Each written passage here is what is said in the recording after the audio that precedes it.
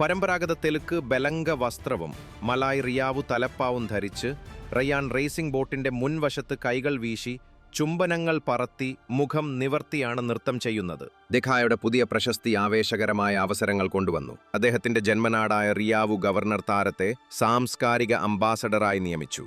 തലസ്ഥാന നഗരമായ ജക്കാർത്തയിൽ സാംസ്കാരിക ടൂറിസം മന്ത്രിമാരുമായി കൂടിക്കാഴ്ച നടത്താനും അമ്മയോടൊപ്പം ദേശീയ ടിവിയിൽ പരിപാടി അവതരിപ്പിക്കാനും അവന് കഴിഞ്ഞു. വേഗത്തിൽ പായുന്ന ഒരു കനോയുടെ മുൻവശത്ത് നൃത്തം ചെയ്യുന്നതിന് വൈദഗ്ധ്യവും സന്തുലിതാവസ്ഥയും ആവശ്യമാണ്. താരത്തിന്റെ ഊർജ്ജസ്വലമായ പ്രകടനം ദശലക്ഷക്കണക്കിന് ഹൃദയങ്ങളെ കീഴടക്കി. ട്രാവിസ് കെൽസെ, അലക്സ് ആൽബൺ തുടങ്ങിയ പ്രശസ്ത കായിക താരങ്ങൾ പോലും അദ്ദേഹത്തിന്റെ നൃത്തച്ചുവടുകൾ അനുകരിക്കുന്നു. Aura farming kid, boat race kid or തുടങ്ങിയ ഹാഷ്ടാഗുകൾക്ക് കീഴിൽ ദശലക്ഷക്കണക്കിന് വ്യൂസ് നേടിയാണ് റയന്റെ ഇപ്പോഴത്തെ ഐക്കണിക് പ്രകടനത്തിന്റെ ക്ലിപ്പുകൾ സോഷ്യൽ മീഡിയയിൽ നിറഞ്ഞിരിക്കുന്നത്.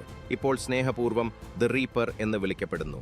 ലോകത്തിലെ ഏറ്റവും മികച്ച നൃത്തം ചെയ്തു വൈറലായ താരത്തിന് ഒരു പോലീസ് ഓഫീസർ ആകണം എന്നാണ് ആഗ്രഹം. ഒരു ഒറ്റ ദിവസം മതി ഒരാളുടെ ജീവിതം മാറി മറയാൻ.